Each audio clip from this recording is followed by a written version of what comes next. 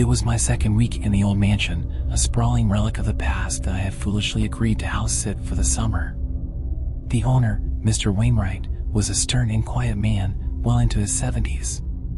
He'd inherited the house from his ancestors, who had lived there for generations. The mansion was as grand as it was eerie, with long, dusty corridors, creaking floorboards, and a persistent, unsettling chill that clung to every room. My task was simple: keep an eye on the place while Mr. Wainwright was away visiting distant relatives. He warned me about the isolation, the distance from the nearest town, and the unreliable cell service, but I was eager for the peace and quiet. I was a writer, after all, and the solitude seemed perfect for my work. The first few days were uneventful. I spent my time exploring the house, wandering through the labyrinthine halls, and marveling at the antiques and faded portraits of long-dead Wainwrights that lined the walls. But as the days wore on, the house's oppressive atmosphere began to wear on me. It was as if the shadows grew longer, the air heavier, and the silence deeper with each passing day. One night, unable to sleep, I found myself wandering the mansion's dimly lit halls. The wind howled outside, rattling the old windows, and the house groaned and creaked as if it were alive. I was heading back to my room when I saw him, the keeper of the house, Mr. Wainwright himself, descending the grand staircase. He was dressed in an old-fashioned nightgown, a candle lamp in one hand, its flickering flame casting eerie shadows on the walls. But what stopped me dead in my tracks was the sight of the little girl clinging to his back, her small hands gripping his shoulders, her head resting against his neck. She couldn't have been more than 7 or 8 years old, with long, dark hair that fell over her face. She was wearing a nightdress, pale and frayed at the edges, her feet dangling in the air as Mr. Wainwright carried her down the stairs. My heart pounded in my chest as I stared at them, frozen in place. Mr. Wainwright stopped at the bottom of the stairs and turned to look at me. His eyes, usually so stern and cold, were dark, almost hollow, as if something had drained the life out of him. The girl on his back slowly lifted her head, her hair parting just enough to reveal a glimpse of her face, pale, almost waxen, with eyes that were nothing but empty sockets. "If you hear a girl laughing from the attic," Mr. Wainwright said in a low, gravelly voice that sent a shiver down my spine, "don't listen. Just run." With that, he turned and walked down the hallway, disappearing into the darkness with the girl still clinging to his back. The house fell silent again, save for the wind howling outside. I stood there for what felt like an eternity, my mind racing, trying to make sense of what I had just seen. Had I imagined it? The rational part of my brain tried to dismiss it as a trick of the light, a figment of my overworked imagination.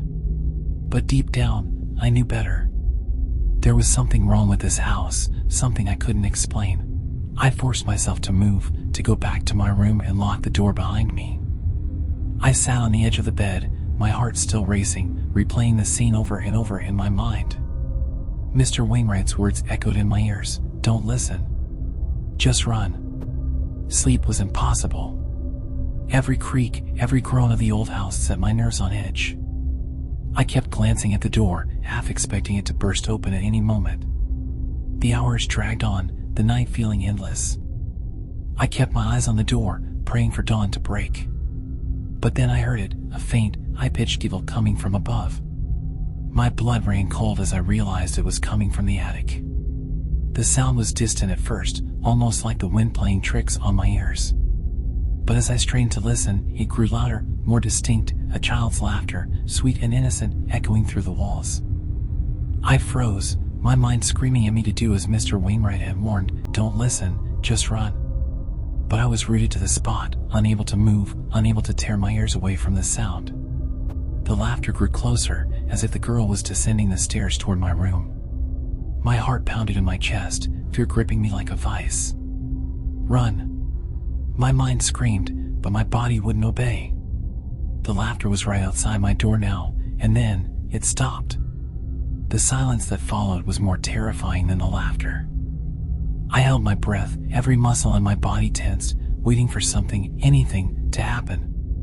And then, slowly, the doorknob began to turn. I scrambled off the bed, my heart hammering in my chest. The door creaked open, and I was met with nothing but darkness.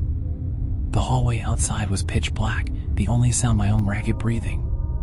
The laughter was gone, replaced by an overwhelming sense of dread that hung in the air like a shroud.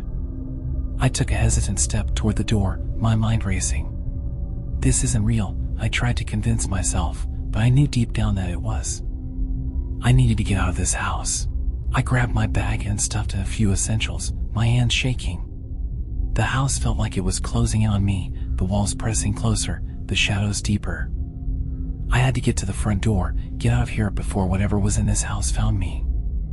I made my way down the hall, every creak of the floorboards under my feet sounding like thunder in the silence.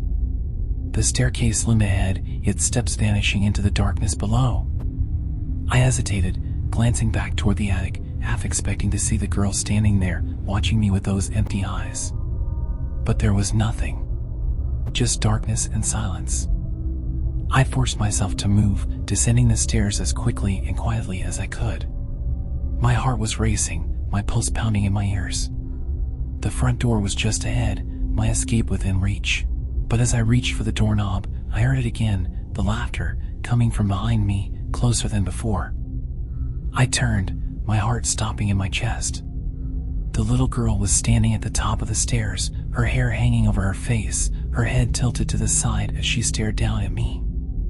I couldn't see her eyes, but I could feel them, cold, empty, and full of malice. "Run," she whispered, her voice barely audible over the pounding of my heart. "Run before it's too late." I didn't need to be told twice. I yanked the door open and bolted outside, the cold night air hitting me like a slap in the face. I ran down the driveway, my legs moving on pure instinct, not daring to look back. I reached my car, fumbling with the keys, my hands shaking so badly I could barely get the door open. I threw myself inside and slammed the door, locking it behind me. My heart was racing, my breaths coming in short, ragged gasps. As I turned the key in the ignition, the car roared to life, its headlights cutting through the darkness. I glanced in the rearview mirror, half expecting to see the girl standing at the end of the driveway, but there was nothing, just the dark silhouette of the mansion, its windows staring back at me like hollow eyes. I slammed the car into gear and sped down the road, my hands gripping the wheel so tightly my knuckles were white. The house disappeared behind me, swallowed by the night, but the fear didn't leave. It clung to me like a shadow, the echo of the girl's laughter ringing in my ears. I didn't stop driving until I was miles away, the mansion nothing but a distant memory. I pulled over on the side of the road, my heart still racing, my mind reeling from what I had just experienced. Had it been real? Or was it all some twisted hallucination brought on by the isolation and the creepiness of the old house? I didn't know, and I wasn't sure I wanted to find out. I sat there in the car, staring out into the darkness, trying to calm my nerves. But then, as I reached for my phone to call for help, I noticed something that made my blood run cold. In the back seat, reflected in the rearview mirror, was the little girl. She was sitting there, her head resting against the seat, her empty eyes staring at me through the mirror. And then, she smiled.